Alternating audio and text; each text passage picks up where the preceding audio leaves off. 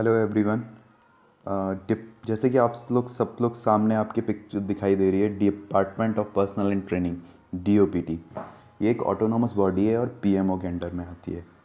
Staff selection commission को जो भी अपना अप्रूवल लेना होता है, जैसे कि पेपर ऑनलाइन कराना है या ऑफलाइन कराना है, मतलब जिस चीज़ का भी अप्रूवल लेना होता है या री एग्ज़ाम का या किसी भी चीज़ का, तो वो अप्रूवल डीओपीटी से ही स्टाफ सिलेक्शन कमीशन को मिलता है। अब हम बात करेंगे एसएससी की। स्टाफ सिलेक्शन कमीशन जो ग्रुप बी और ग्रुप सी के लिए एग्ज़ाम कंडक्ट कराती है।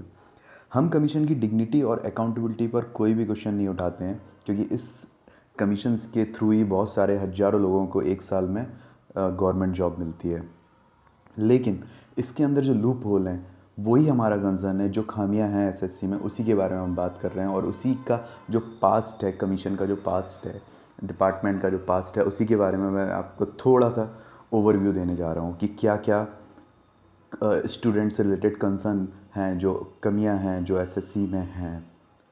सबसे पहले हम बात करेंगे 2012 की, सीजीएल 2012 की। सीजीएल 2012 में का जो एग्ज़ाम हुआ था, उसमें कमीशन ने 836 कैंडिडेट्स को विदहेल्ड किया था। जो विदहेल्ड किया था उसका रीज़न, उन्होंने एक बहुत फ़नी सा रीज़न दिया था, और रीज़न ये था कि उनका एक सॉफ्टवेयर था जिसके थ्रू उन्होंने कुछ बच्चों को विदहेल्ड कर दिया था, कि उसमें उन्हें लगा था कि ये इन्होंने शायद ये कुछ इनके साथ, मतलब इन्होंने कुछ चीटिंग वगैरह की है कुछ भी। तो इन कैंडिडेट्स ने बाद में हाई कोर्ट में केस किया, और हाई कोर्ट में इस जो उनका सॉफ्टवेयर था उसको एक पर्टिकुलर, एक जेन्युइन सॉफ्टवेयर, एक लॉजिकल बेस नहीं बताया गया था। बाद में इन लोगों को रिलीफ मिला था हाई कोर्ट से, काफ़ी सारे लोगों को रिलीफ मिला था। अब हम बात करते हैं सीजीएल 2013 की। सीजीएल 2013 का जो एग्ज़ाम हुआ था उसमें आप देख रहे हो, ये मैंने जो पिक है ये एक पर्टिकुलर न्यूज़पेपर की कटिंग है। उसको सीबीआई ने कुछ लोगों को अरेस्ट किया था 2013 के एग्ज़ाम में, सीजीएल में, और उसमें कुछ लोग जो इन्वॉल्वमेंट थे वो डिपार्टमेंट के पर्टिकुलर डिपार्टमेंट में काम कर रहे थे, वो लोग भी इन्वॉल्व थे इस चीज़ में। मतलब एग्ज़ाम लीक वाले इशू में कुछ पर्टिकुलर डिपार्टमेंट के लोग भी इसमें इन्वॉल्व थे। बाद में एक केस चला इस पर, एक कैंडिडेट ने आर्टिकल 323 ए, जो कैट में हम अपना केस, कोई भी अपना केस डालना चाहता है तो 323 ए के थ्रू आप कैट में अपने मतलब केस आप उसमें फिल कर सकते हो, अपनी पिटिशन लगा सकते हो 323 ए के थ्रू। उस आर्टिकल के थ्रू एक केस चला था 2013 में, उसमें पूरा का पूरा पेपर स्क्रैप हो गया था। पूरा का पूरा पेपर टीयर 1 और टीयर 2 होने के बाद पूरा का पूरा एग्ज़ाम दोबारा से रिकंडक्ट हुआ था। ये अपने आप में बहुत बड़ी बात है, और कमीशन के लिए एक बहुत बड़ा इशू था कि इतना बड़ा एग्ज़ाम कैंसिल हुआ, क्योंकि एक एग्ज़ाम कंडक्ट कराने में कम से कम नहीं तो 8 से 9 करोड़ रुपए का खर्चा होता है। एक ओवरव्यू, मतलब एक मैं आपको अंदाज से एक अप्रॉक्स वैल्यू बता रहा हूँ। ये ऑफलाइन मोड का है, जो मैंने आपको अमाउंट बताया, ऑफलाइन मोड का एग्ज़ाम जब कंडक्ट कराते थे उस चीज़ में ये इशू, मतलब ये इतना अमाउंट, एक अप्रॉक्स अमाउंट खर्च होता है। अब हम बात करते हैं सीपीओ 2016 की।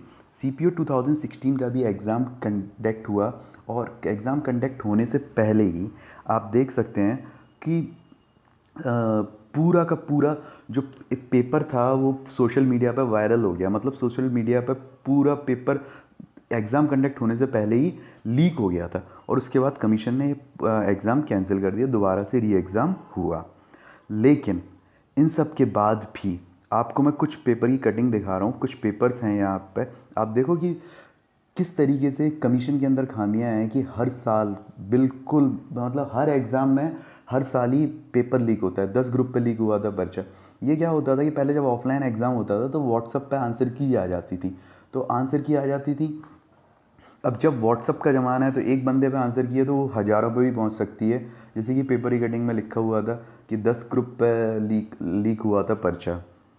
उसके बाद मैं आपको दिखाता हूँ एसएससी का पेपर लीक। ये सब न्यूज़ हैं जो हर साल कमीशन से की निगेटिविटी के बारे में बताती हैं कि कमीशन में कहीं ना कहीं कुछ ना कुछ कमी है।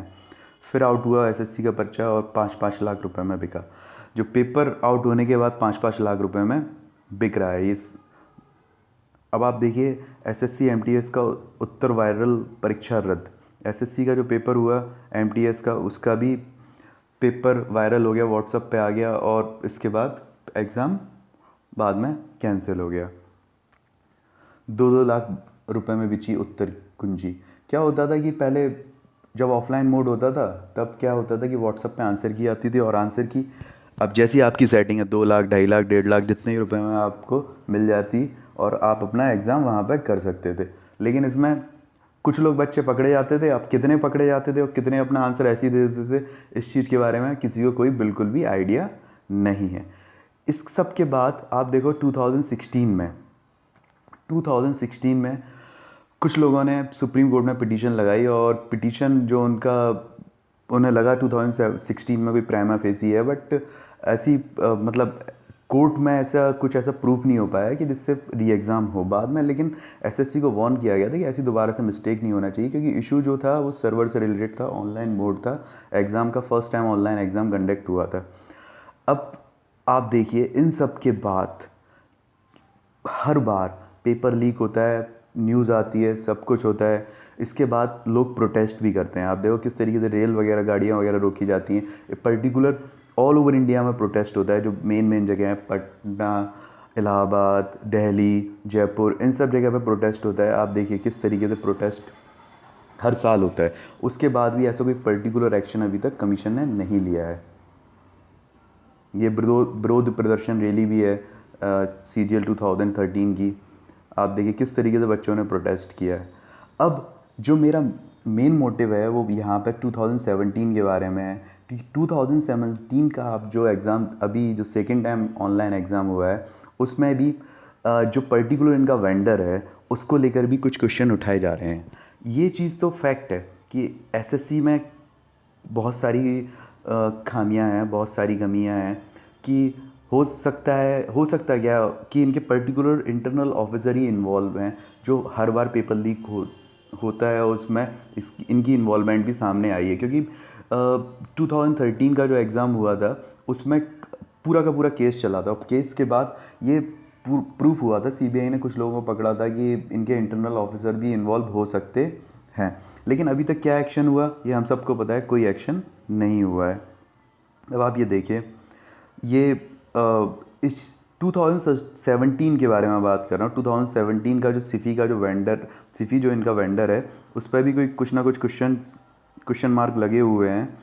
ये हो सकता है पर्टिकुलर नहीं, मतलब ऑथेंटिकेट नहीं है कि ये एसएससी का एग्ज़ाम ही है। हो सकता है कि ये किसी कोचिंग इंस्टीट्यूट वाले का ऑनलाइन मोड का एग्ज़ाम हो, वो आपके सामने हो। लेकिन मेरा जो वीडियो बनाने का आपको बताने का जो मेन टारगेट है इन सब का, कि इन सब चीज़ों के लिए कौन रिस्पॉन्सिबल है, आप, हम या कमीशन। क्योंकि बहुत सारे बच्चे ऐसे हैं जो मिडिल क्लास फैमिली से हैं, बाहर रह के प्रिपरेशन करते हैं, और प्रिपरेशन करने के बाद जब ये सब चीज़ें होती हैं तो उनके ऊपर क्या होगा, मतलब क्या बीतती होगी, उनके ऊपर क्या इफ़ेक्ट पड़ता होगा इन सब चीज़ों का। इन सब के बाद क्या कमीशन इन सब चीज़ों के लिए रिस्पॉन्सिबल नहीं है?